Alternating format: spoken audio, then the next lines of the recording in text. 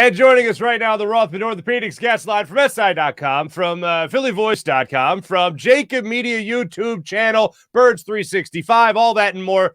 The one, the only, Mr. John McMullen. What's going on there, Johnny Mac? Doing well. How are you, Mark? Good. How was your pseudo day off?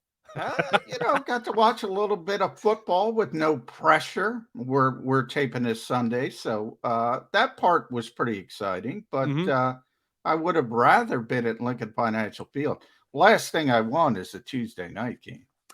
As do I. Last thing I want as well, my friend.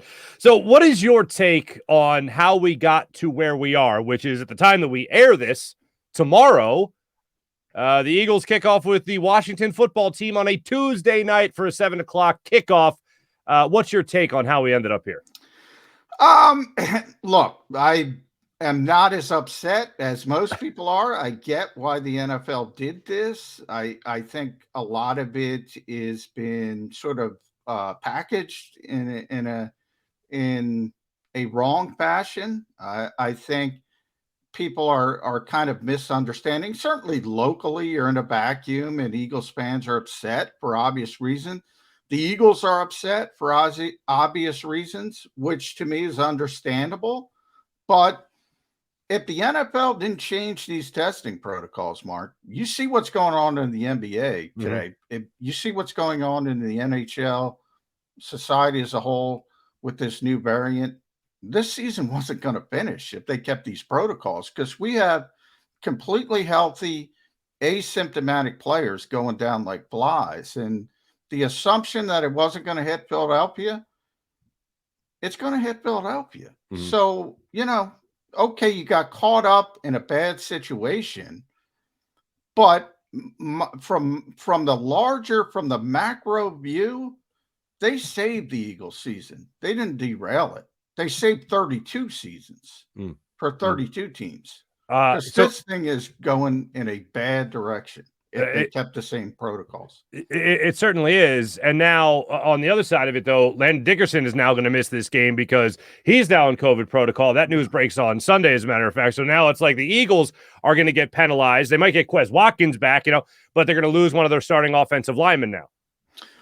Well, a couple things. Quez is off the COVID list, so he's eligible to play on Tuesday. Now, Landon tested positive today. So if the game was played today, he probably doesn't play. So you want to save that argument for Monday if somebody comes on, So save that argument for Monday, Tuesday.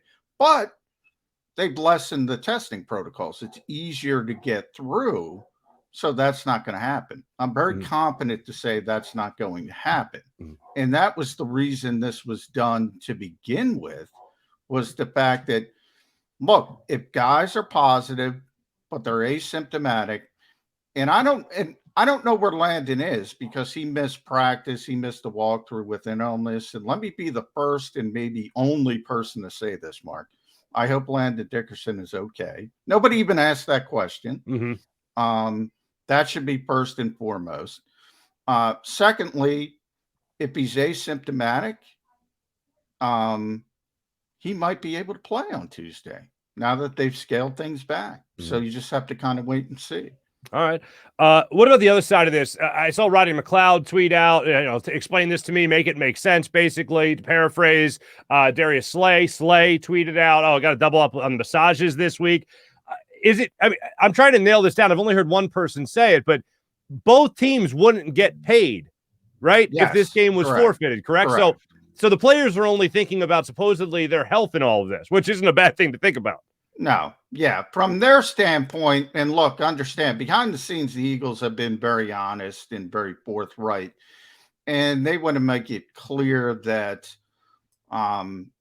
they weren't upset because they missed out on the gimme layup, the so-called, as I described it, Urban Meyer saying every game is Alabama. Well, you finally got a layup. Right. Washington wasn't going to be able to have it. Easy win, right? So that's what certain fans are upset with. From the Eagles standpoint, they're more upset about the short week.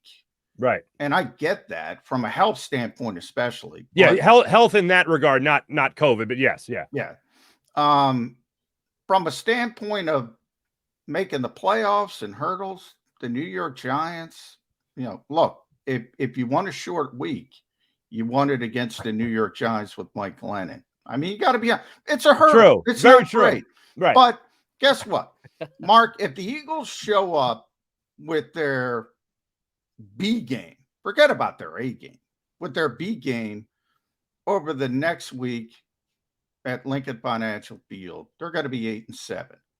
They're going to be 8-7, and they're going to have an opportunity to make the playoffs. Mm-hmm. So, I mean, would you prefer to play on Sunday? Hell yeah. I want to be there at 1:00. I want to do the post game show with you at 4:30. I don't want to do it at 10:30 at night. But it's not optimal. It's not the end of the world. Where were you on Jalen Hurts as far as whether or not he would have played if this game was on Sunday? And then obviously, is he going to play Tuesday? I definitely think he's going to play Tuesday. I thought it was truly 50-50 on Sunday. Okay. I saw him at practice on Friday, and I noticed he stopped stretching when they went side to side. So he's still dealing with this ankle injury. And I think Dallas Goedert was the one who said he's not limping as much as he was, which de facto says he's still limping. So he kind of let the cat out of the bag from that standpoint that he didn't want to do. But I thought it was truly 50-50. And I thought from the Eagles' perspective, look, if he can't run, why put him out there? So I was trending more towards no on Sunday. Tuesday, I think he'll play. Okay. How many wins do you think it's going to take to win? To win at least the last playoff spot in the NFC. 3 wins, but 3 right wins. If they beat Dallas and they get 2 other ones, they're going to make the playoffs. All right. And week 18 is interesting because Dallas may not have to play week 18. They may have to play. So a lot of it depends on, if you're going to be honest, the Cowboys are a better football team. So if the Cowboys have something to play for, that's going to be a really difficult one for the Eagles to win.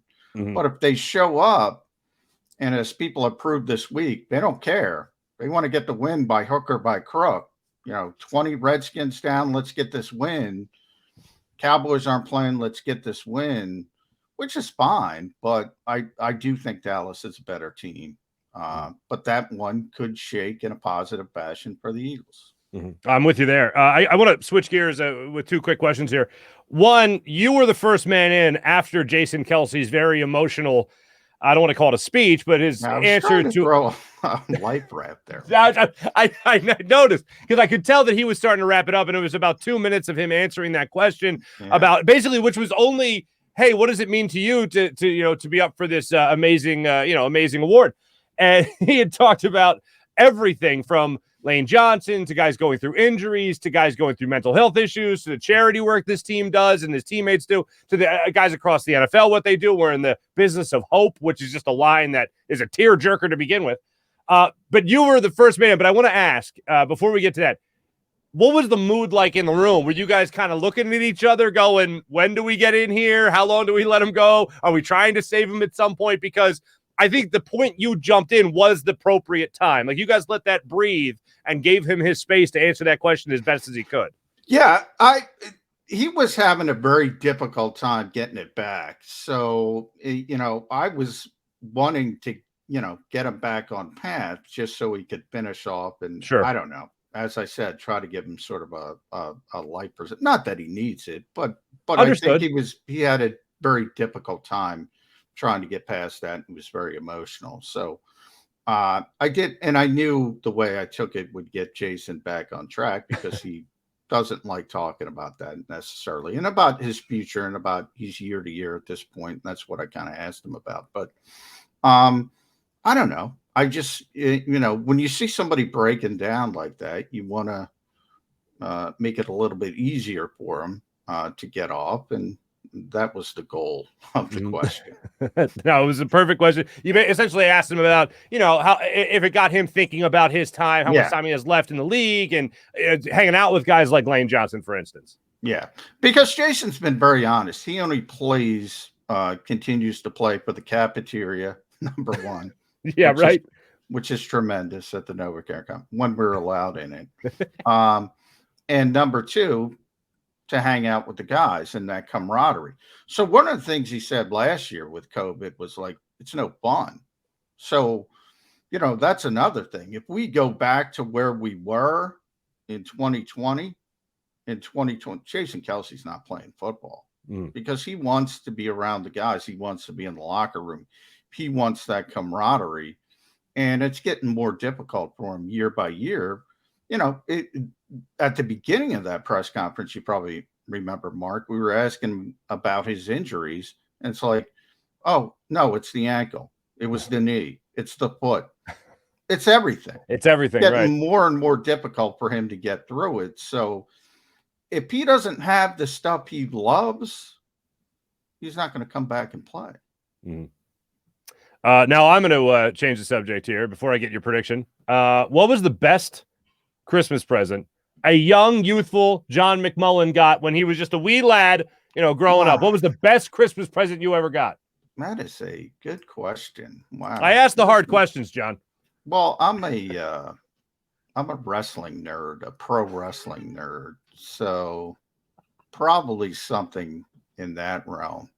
Probably. Okay. I would say, once they really started to merchandise, you had the rings. So one year I got the ring. I was gonna ask you if you got the official then WWF wrestling ring. Yeah, I did have one at one point. That's embarrassing to say. No, I bet a million kids had that. Yeah. Well, it's one of those things. Everybody's a nerd about something. Right? Of course, yes. Yeah, if I were to pan the camera around this studio, you'd see all the Frank Sinatra merchandise I have up here. Yeah, I love Frank Sinatra. So how do you not? Yeah, right. How do you not? Right. John, you probably do the karaoke of Frank better than I do. Hold on. Just the fact that you even do Frank Sinatra karaoke is amazing to me. You do a little Frank on the old karaoke there? Yeah, Fly Me to the Moon. Oh, baby. There you go. Sweet spot right there. Love it. Yeah. All right, John, officially, what are you going with here in this game? What is your prediction for Eagles Washington football team Tuesday Night Football? Yeah, I think everybody forgets, Taylor Heineke, if he passes COVID protocol, he's not very good. Kyle Allen, if he passes COVID protocol, he's not very good. Is Garrett Gilbert going to play? I have no idea. Is it going to be Kyle Shermer, Pat Shermer's son? Is it going to be Jordan Teamu, the noted St. Louis Battlehawks star? Eagles are going to win this game. I don't know who's playing, but they're going to win the game. Love it. That's good enough for me, my friend. Good enough for me. John McMullen, and I look forward to talking to you after the game Tuesday night on the Jacob Media YouTube channel, as well as 6abc.com, as we do with live post-game show with me, with you, with Derek Gunn, and the amazing Devin Caney as well. John McMullen, Sports Illustrated, Philly Voice, a slew of other media outlets, including, of course, Jacob Media YouTube channel with Birds 365. My man, John, thank you so much, brother. Appreciate it. Talk to you Tuesday night. Thanks, Mark. Appreciate it. Absolutely. John McMullen joining us there on the Rothman Orthopedics Guest Line.